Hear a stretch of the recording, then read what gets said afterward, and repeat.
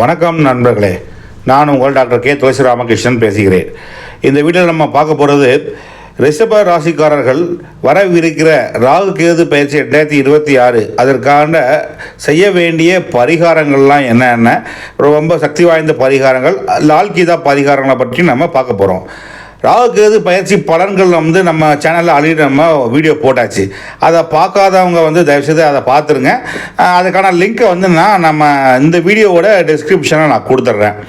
அப்புறம் ஒரு முக்கியமான விஷயம் நண்பர்களே, நம்ம வீடியோவை நிறைய பேர் சப்ஸ்கிரைப் பண்ணாமல் பார்த்துக்கிட்டு இருக்கீங்க. தயவுசெய்து சப்ஸ்கிரைப் பண்ணிக்கிங்க நண்பர்களே, எனக்கு சப்போர்ட் பண்ணுங்கள். சப்ஸ்கிரைப் பண்ணால் தான் நான் போடக்கூடிய வீடியோ கரெக்டாக உங்களுக்கு சேரும், நீங்கள் ரெகுலராக பார்க்க முடியும். அதனால் சப்ஸ்கிரைப் பண்ணிட்டு எனக்கு சப்போர்ட் பண்ணுங்கள் நண்பர்களே. வாங்க நம்ம இந்த வீடியோக்குள்ளே போகலாம். ரிஷபராசி அன்பர்களே, இந்த ஒரு விஷயத்தை மட்டும் நீங்கள் அலட்சியப்படுத்தாதீர்கள். வருகிற டிசம்பர் 5 முதல் ராகு மகர ராசிக்கும் கேது பகவான் கடக ராசிக்கும் பயிற்சியாகும் என்று நாம் பார்க்கிறோம். ரிஷப ராசிக்கு ராகு பகவான் 9ஆம் இடத்திலும் கேது பகவான் 3ஆம் இடத்திலும் பயணம் செய்யும் இந்த காலகட்டத்தில் உங்கள் பாக்கியம், தந்தை, குரு, ஆன்மீகம், நீண்ட பயணம், சகோதரர்கள், முயற்சி, தைரியம் மற்றும் தொடர்புகள் போன்ற விஷயங்களில் மாற்றங்கள் ஏற்படக்கூடிய காலமாக இது பார்க்கப்படுகிறது. ஆனால் ரிஷபராசி நண்பர்களே, ராகு பயிற்சி என்றாலே பயப்பட வேண்டிய அவசியமில்லை. சில எளிய பரிகாரங்களையும் ஆன்மீக வழிமுறைகளையும் முறையாக கடைபிடித்தால் இந்த காலத்தை நாம் மன அமைதியுடனும் நல்ல எண்ணங்களுடனும் கடந்து செல்ல முடியும். இந்த வீடியோவில் ரிஷபராசிக்காரர்கள் செய்ய வேண்டிய பாரம்பரிய முறையில் சொல்லப்பட்டுள்ள பரிகாரங்களும், ராகு கேது பரிகாரங்களும், லால் கிதாப் முறையில் கூறப்படும் எளிய பரிகார வழிமுறைகளும், தானங்களும், கோயில் வழிபாடுகள் மற்றும் முக்கியமான என்னென்ன விஷயங்களை தவிர்க்க வேண்டும் என்பதையும் விரிவாக பார்க்கிறோம். ரிஷபராசிக்கு ராகு பகவான் 9ஆம் இடத்தில், அதாவது பாக்கியம், தந்தை, குரு, தர்மம், உயர்கல்வி, நீண்ட தூர பயணம் போன்ற விஷயங்களுடன் தொடர்புடைய இடத்தில் இருப்பதாக பார்க்கப்படுகிறது. எனவே முதலில் ராகு பகவானுக்கான வழிபாட்டை மேற்கொள்ளலாம். செவ்வாய்க்கிழமை அல்லது சனிக்கிழமையில் அருகிலுள்ள சிவன் கோயிலில் உள்ள நவகிரகங்களில் ராகு பகவானை வழிபடலாம். ராகு காலத்தில் துர்க்கையம்மன் வழிபாடு செய்வது பாரம்பரியமாக சிறப்பாக கருதப்படுகிறது. விருப்பமுள்ளவர்கள் ஓம் ராகுவே நமக என்ற மந்திரத்தை 108 முறை சொல்லலாம். மந்திரம் சொல்ல முடியாதவர்கள் இறைவனை மனதில் நினைத்து அமைதியாக உங்களுக்கு வேண்டிய பிரார்த்தனை செய்வது போதுமானது. ரிஷபராசிக்கு கேது பகவான் 3ஆம் இடத்தில் இருப்பதால் முயற்சி, தைரியம், வீரியம், இளைய சகோதரர்கள், தகவல் தொடர்பு போன்ற விஷயங்களில் அதிக கவனம் செலுத்துவது நல்லது. கேது பகவான் மிகவும் எளிமையான பரிகாரம் விநாயகர் வழிபாடு. செவ்வாய்க்கிழமைகளில் விநாயகர் கோயிலுக்கு சென்று அருகம்புல் சாத்தி விளக்கு ஏற்றி வழிபடலாம்.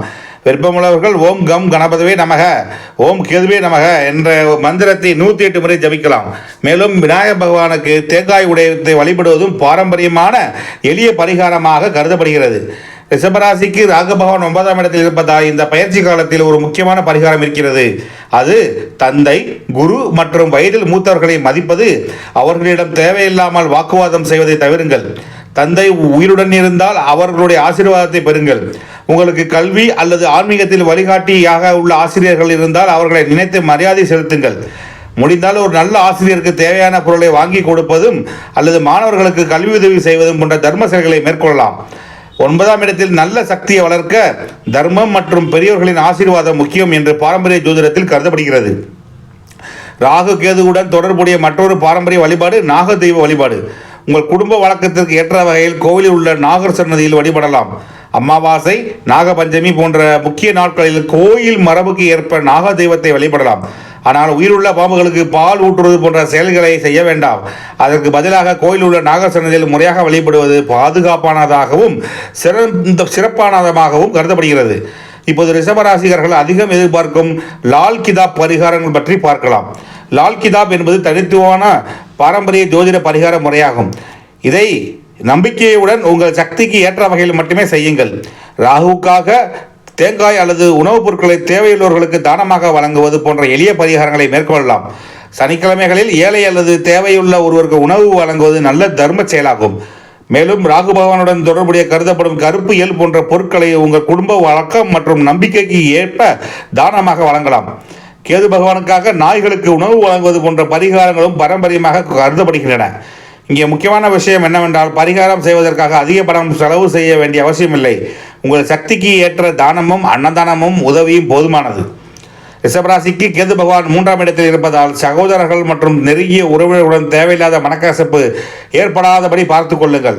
சிறிய விஷயத்திற்காக கோபப்படுவது, திடீரென்று பேசாமல் இருப்பது, தவறாக புரிந்து கொள்வது போன்றவற்றை தவிர்ப்பது நல்லது. குறிப்பாக வாட்ஸ்அப், சமூக வலைதளங்கள் மற்றும் தொலைபேசி உரையாடல்களில் அவசரமாக பதில் கொடுப்பதை தவிருங்கள். ஒரு வார்த்தை தவறாக சொன்னால் அது பெரிய பிரச்சனையாக மாறக்கூடிய சூழ்நிலை இருப்பதால் பேசுவதற்கு முன் யோசிப்பது ஒரு மிகப்பெரிய பரிகாரம். ரிஷபராசிக்காரர்கள் தினமும் காலை அல்லது மாலை வீட்டில் விளக்கு ஏற்றி வழிபடலாம். வாரத்துக்கு ஒரு முறை வீட்டை முழுமையாக சுத்தம் செய்யுங்கள். பயன்படுத்தாத பழைய பொருட்களை அகற்றுங்கள். வீட்டில் தேவையில்லாத எதிர்மறையான பேச்சுக்களை குறைத்துக் கொள்ளுங்கள். முடிந்தால் தினமும் சில நிமிடங்கள் தியானம் செய்யுங்கள் அல்லது இறைநாமம் ஜபம் செய்யுங்கள். குறிப்பாக ராகு கேது பயிற்சி காலத்தில் மனதில் குழப்பம் ஏற்பட்டால் உடனடியாக முடிவெடுப்பதை விட சிறிது நேரம் அமைதியாக இருந்து பின்னர் முடிவெடுங்கள். ரிஷபராசிக்காரர்களே, இந்த பயிற்சி காலத்தில் நீங்கள் செய்ய வேண்டிய மிக முக்கியமான பரிகாரம் தர்மத்தை அதிகரிப்பது. மாதத்திற்கு ஒரு முறையாவது உங்கள் சக்திக்கு ஏற்ப அன்னதானம் செய்யுங்கள். ஏழை மாணவர்களுக்கு கல்வி உதவி செய்யுங்கள். வயதானவர்களுக்கு உதவுங்கள். தேவையுள்ளவர்களுக்கு உணவு வழங்குங்கள். கோயில்களில் உங்களால் முடிந்த சேவையை செய்யுங்கள். இது போன்ற நல்ல செயல்கள் உங்கள் மனதில் நம்பிக்கை, அமைதி மற்றும் நேர்மறையான எண்ணங்களை வளர்க்க உதவும். ரிஷபராசிக்காரர்களே, பரிகாரம் செய்வதை விட சில தவறுகளை செய்யாமல் இருப்பதே மிகப்பெரிய பரிகாரம். பொய் சொல்லாதீர்கள்.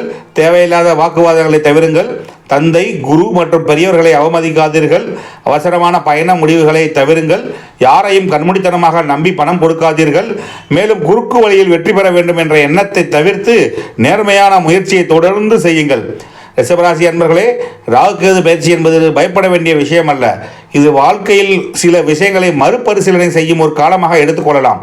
ராகு பகவான் உங்கள் பாக்கியம் மற்றும் தர்மஸ்தானத்தையும், கேது பகவான் உங்கள் முயற்சி மற்றும் தைரியஸ்தானத்தையும் தொடுவதால் நம்பிக்கையை இழக்காமல் முயற்சியை தொடருங்கள். தினமும் இறைவனை வணங்குங்கள். செவ்வாய்க்கிழமைகளில் விநாயகர் வழிபாடு செய்யுங்கள். ராகு காலத்தில் துர்க்கையம்மனை நினைத்து வழிபடுங்கள். சனிக்கிழமை தானம் செய்யுங்கள். தந்தை, குரு மற்றும் பெரியவர்களின் ஆசீர்வாதத்தை பெறுங்கள். முடிந்தவரை அன்னதானம் செய்யுங்கள். ரிஷபராசி நண்பர்களே, உங்கள் வாழ்க்கையில் ராகு கேது பயிற்சி எந்த மாற்றத்தை கொண்டு வந்தாலும் பயம் வேண்டாம். நம்பிக்கை வேண்டும். கோபத்திற்கு பதிலாக பொறுமை, குழப்பத்திற்கு பதிலாக தெளிவு, சுயநலத்திற்கு பதிலாக தர்மம், அவசரத்துக்கு பதிலாக சிந்தனை, இவற்றை கடைபிடிப்பதே உங்களுக்கு மிகச்சிறந்த பரிகாரமாக இருக்கும். இந்த ராகு கேது பயிற்சி 2026 ரிஷபராசிக்கான பரிகாரங்கள் உங்களுக்கு பயனுள்ளதாக இருந்தால் இந்த வீடியோவை லைக் செய்து கொள்ளுங்கள். உங்கள் ரிஷபராசி நண்பர்கள், உங்கள் ரிஷபராசி குடும்ப உறுப்பினர்கள் மற்றும் உறவினர்களுடன் ஷேர் செய்யுங்கள். மேலும் இது போன்ற ராகு கேது பயிற்சி, குரு பயிற்சி, மாத ராசி பலன் மற்ற ஆன்மீக தகவலுக்கான வீடியோக்களை தெரிந்து கொள்ள நமது ஆஸ்ட்ரோ ரகசியம் சேனலை சப்ஸ்கிரைப் செய்து கொள்ளுங்கள். மறக்காமல் பெல் ஐக்கானையும் அழுத்துங்கள். நன்றி, வணக்கம்.